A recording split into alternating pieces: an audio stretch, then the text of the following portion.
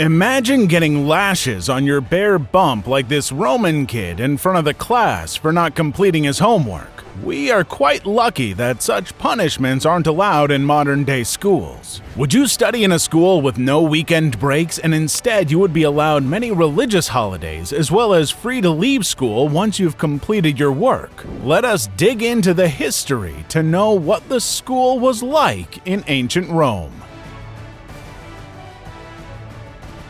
The beginning of schooling in ancient Rome. Nobody got a formal education throughout the first half of ancient Rome's period, when Rome was still recognized as a kingdom. All schooling was done at home. However, education became considerably more important in the second period of Rome's history, once it was designated the Republic. In ancient Rome, education moved from an informal family system in the early Republic to a tuition-based system in the late Republic and Empire. The Romans saw how the Greeks educated their children by employing paid instructors to educate large groups of kids. The Romans thought this was a very excellent method and adopted it. But schooling was not free in ancient Rome. Schooling for the privileged.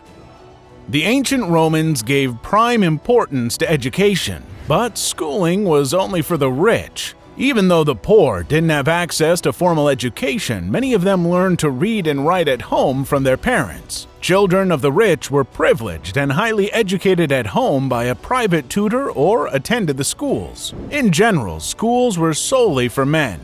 Usually, Roman schools were an extension of a shop separated from the public by a simple curtain, a location beneath the tree, and seldom a distinct structure. Girls from wealthy families were educated at home. They were taught how to handle a decent home and how to be a good wife. Music, tailoring, and cooking skills were part of their schooling. Girls didn't attend these schools and were married at the age of 12, whereas boys were married at the age of 14. Schooling in ancient Rome. Chapters had to be simply mugged up. No right to question anything they didn't understand, or else they would get beaten by their teachers. Unlike modern-day schooling, students didn't have separate textbooks. Often, teachers dictated chapters to the students because books were simply too pricey. Boys attending school were not permitted to write on paper directly, as it was too expensive. The boys first had to practice on a wax tablet. Only after demonstrating the ability to write well were they allowed to write on papyrus reeds made using the ancient Egyptian process. They used quills as pens and a combination of gum, soot, and, on occasion, as ink, and sometimes octopus ink. The teachers penned lines from the Aeneid, which the students subsequently copied. The students memorized a lot of poetry and occasionally learned to play an instrument. They lacked disciplines such as science and art. Types of schools in ancient Rome.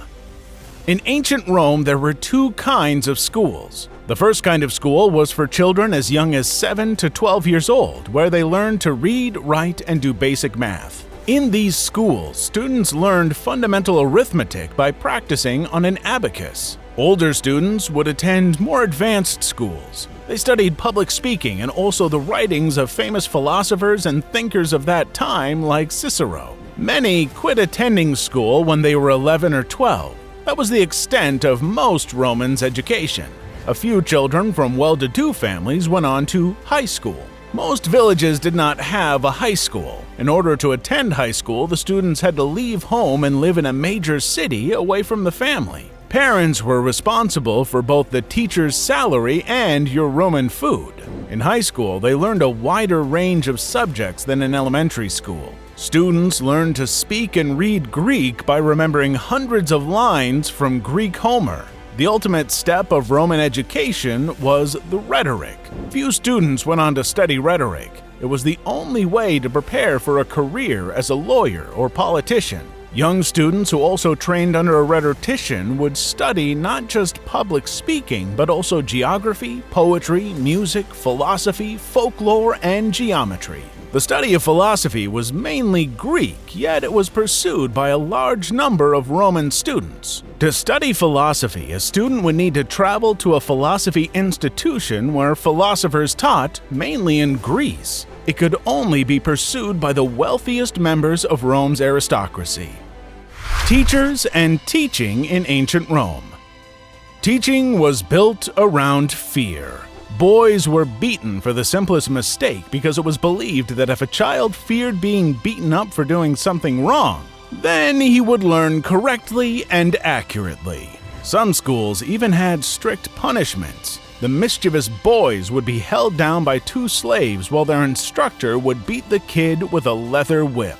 No weekends, strict discipline, and harsh punishments. That's not all. Not many options for subjects were available in Roman schools. As a result, youngsters were easily bored.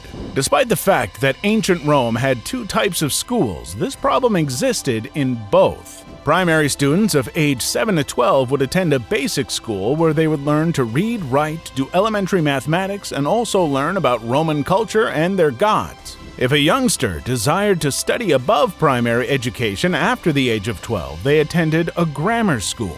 These grammar schools instilled abilities like public speaking and literary interpretation. Literary interpretation means to understand and find the hidden meaning inside stories and poems. Literary analysis was an essential talent for those willing to work as scribes and historians. School schedule in ancient Rome. On top of everything, the long schooling hours killed the gist of studying. The schooling continued from sunrise till sunset. It was much longer than most students were accustomed to. A student would wake up at dawn not willing to be canned for being late, then study all day with a short break at noon, and then return home to be in bed by sunset. This was a day in the life of a student in ancient Rome.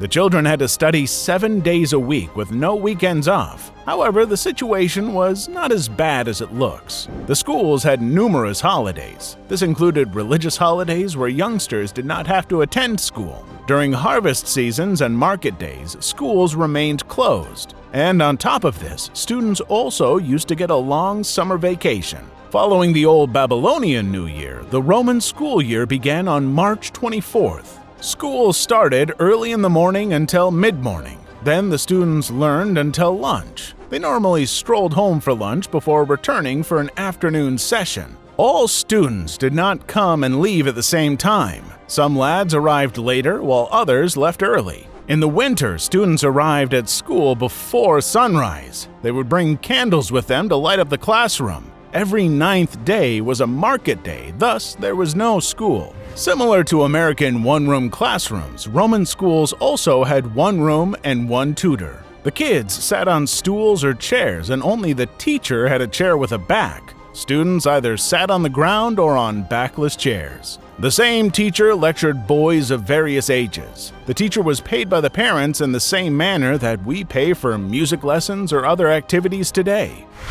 Primary objective of Roman schooling. The primary objective of Roman schooling was to prepare students to be competent public speakers. This was because the Romans considered good communication skills to be the most essential talent to have for positions such as teachers, legislators, business owners, and military commanders. A student was deemed a failure if they left school being unable to speak well in public. Salaries of teachers in ancient Rome. Teachers in Rome were not highly paid. Because many teachers were slaves or freed men, they lacked social standing. Teachers were often grumbling about their financial situation. A teacher with 30 students may earn around 180 denarii per year, which is enough to survive on, though not enough to sustain a family. This was how the schools were in ancient Rome.